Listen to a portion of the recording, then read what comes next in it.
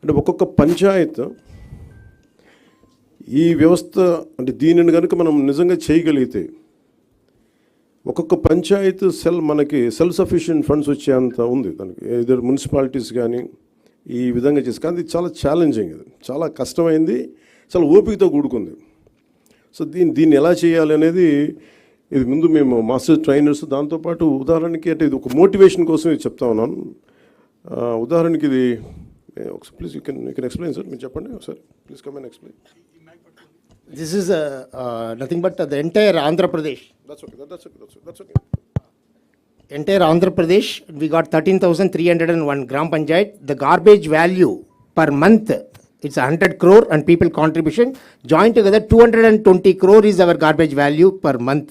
Without knowing that value, we are just simply dumping in the roadsides, burning, dumping in the water bodies and creating more problems. This is per month. Per year, if you go, it's around 2,643 crores. It will be generated only in rural area. It's not urban, only rural. Through this, 2.45 lakhs women self-help group members per month, 9,000 rupees they will get. That much of people, we can generate jobs, non-stop resource which is going to come.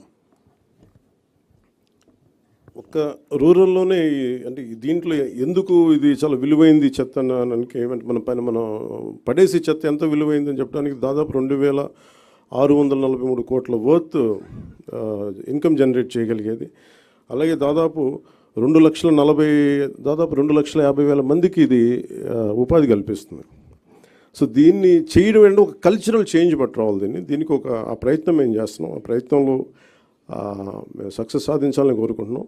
అలాగే మీ సలహాలు, మీ సూచనలు ఏదైనా ఉంటే who want to be a part of this మనకి Swachhandhra corporation ద్వారా దీన్ని ముందుకు తీసుకెళ్తాం. అలాగే పిఆర్ పంచాయతీరాజ్ డిపార్ట్మెంట్ కూడా దీంట్లో యాక్టివ్గా ఉంటుంది. అంటే బేసిక్ కనీసం మనం ఇవ్వగలిగేది శుభ్రమైన పరిసరాలు. స్కూల్స్లో చూస్తే ఇందాక భీమవరంలో కూడా ఒక స్కూల్ చూస్తే ఆ స్కూల్ మొత్తం డంపింగ్ యార్డ్లో చేశారు. పిల్లలు ఎలా చదువుకుంటారు అక్కడ? అలాంటి పరిస్థితులు, అందుకే స్కూల్స్ పిల్లలు కూడా రావడం మానేశారు. సో అలాంటి చోట్ల తిరిగి to reclaim the intended purpose కోసం కట్టిన బిల్డింగ్ని ఎలా రీక్లెయిమ్ చేయాలి, వీటన్నిటి మీద ఒక ప్రయత్నం జరుగుతుంది. సో దాంట్లో భాగంగానే ఈ మీడియా ఇంటరాక్షన్. సో ఒకసారి మీ సహాయ సహకారాలు కావాలి. ఇట్ ఇస్ మోర్ ఆఫ్ కల్చరల్గా ప్రతి ఒక్కరికి దీని అవగాహన పెంచాలి. నేను మీడియా నుంచి వచ్చిన మీ సన్నిహితులకి, మిత్రులందరికీ నేను కోరుకుంటుంది ఈ అవగాహన మీరు కొంచెం సగటు మనిషిలో కానీ పెంచగలిగితే మీ ద్వారా, మీ మాధ్యమాల ద్వారా, అది నిజంగా మాకు ఒక మోటివేషన్లా ఉంటుంది. అందుకే మీ సహాయ సహకారాలు కోరుకుంటూ సెలవు తీసుకున్నాం. Thank you sir. చెప్పండి.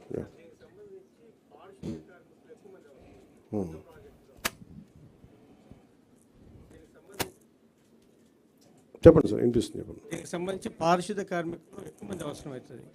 ఇప్పటికే పారిశుద్ధ్య కార్మికులకు చాలా నెలలుగా వాళ్ళకు జీతాలు, కాబట్టి దీన్ని ఎట్లా అధిగమిస్తారు? దీనికి సంబంధించి ఏదైనా ప్రాజెక్ట్ అంటే ఈ వచ్చే ఇన్కమ్ని వాళ్ళకి జనరేట్ అయ్యేలాగా ఏదో ఒక కాన్సెప్ట్ ఉంది. అంటే అందుకని ఇవన్నీ మాకు ఇవన్నీ కాన్సెప్ట్ ఓరియంటెడ్లో ఉన్నాయి. లార్జ్ స్కేల్లో ఒక చిన్న గ్రామాల్లో చేశారు. ఇప్పుడు దాకా ఒక 2-3 జూపూడి లాంటి గ్రామాలు 2-3 గ్రామాల్లో చేశారు. ఇప్పుడు మీరు అడిగే వాటన్నిటికీ ఏమేమి ఇబ్బందులు వస్తాయి ఇవన్నీ, అందుకని that's why we said pilot project. అసలు ఏమేమి వస్తాయి అనేది ముందు మాకు అవగాహన పెంచుకోవడానికి ప్రయత్నం చేస్తా ఉన్నాం సార్. అంటే ఎవరైనా ఔత్సాహికులు కనుకుంటే అని చెప్పినాను. ఇప్పటికీ పంచాయతీలు 2019 వరకు ఇచ్చినటువంటి 3 చక్రాల వాహనాలు పూర్తిగా వాటిని కనీసం ఇప్పుడన్నా సరే బయట తీసుకొచ్చి అక్కడ ఉన్నటువంటి వాటిని చేయడానికి నిధులు కూడా పంచాయతీలో లేనటువంటి పరిస్థితి. శానిటేషన్కి వాస్తవాలు పంచాయతీలో నిధులు లేవు. వాటిపైన అంటే బ్లీచింగ్ పౌడర్కి డబ్బులు లేవు పంచాయతీలు. ఇట్స్ అంటే మేమేమనుకున్నా అంటే there lot of challenging situations ఉన్నాయి. అంటే మనిషి ఛాలెంజ్ ఉంటేనే కదా ఎదుగుతాడు. So we are take it in a very positive note. Will see how it we take it forward.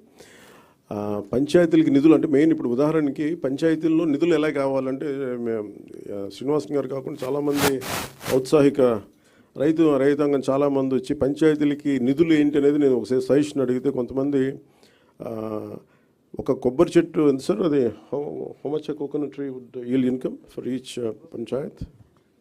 You can say it from there. Actually, in this liquid resource management, we are planning to plant coconut trees for every 30 feet in the roadsides where there is no electric line, telephone lines, and also there enough soil in the roadside. Through that, for example, 5,000 coconut trees if you are planting in the roadsides of the Gram Panchayat, where these coconut trees require only the grey water which is coming in the wastewater drainage. That's enough. 8 years, normal coconut trees, whatever we do in Tamil Nadu, 8 years, T into D, tall into dwarf. That 8 years it start yielding. That means from today, 8 years onwards, they'll get minimum 1 crore rupees as a auction of the coconut trees directly. So that, because I traveled all over India, I know that North India, the tender coconut is great demand, where they never grow there. So we have to send a lot of tender coconut. So that's how village panchayat will get the support. Thank you sir no చెప్తానండి. First బేసిక్గా పంచాయత్స్కి డబ్బులు లేవు. ఇప్పుడు ఒక్కొక్క పంచాయతీకి వచ్చిన డబ్బుల్ని కాన్స్టెంట్గా ఇది మన స్వచ్ఛాంధ్ర కార్పొరేషన్ కానీ ఇవన్నీ చూస్తే మీకు గాంధీ గారిలో ఆయన ఇష్టమైన కళ్ళద్దాలు ఆయన పెట్టుకునే కళ్ళద్దాలు కనిపిస్తాయి. ఇది ఏంటంటే ఇది గాంధీ గారి ఆశయాలని ముందుకు తీసుకెళ్ళడానికి కాదు, పంచాయతీలని నిర్వీర్యం చేశాం. కారణాలు మేబీ పొలిటికల్ కారణాలు కావచ్చు, మేబీ అడ్మినిస్ట్రేటివ్ ఇష్యూస్ కావచ్చు, కానీ పంచాయతీలని సమూలంగా ఒక ప్రక్షాళన జరగాల్సిన అవసరం ఉంది. స్వయం సమృద్ధి పంచాయతీల మీదే మా దృష్టి ఉంది.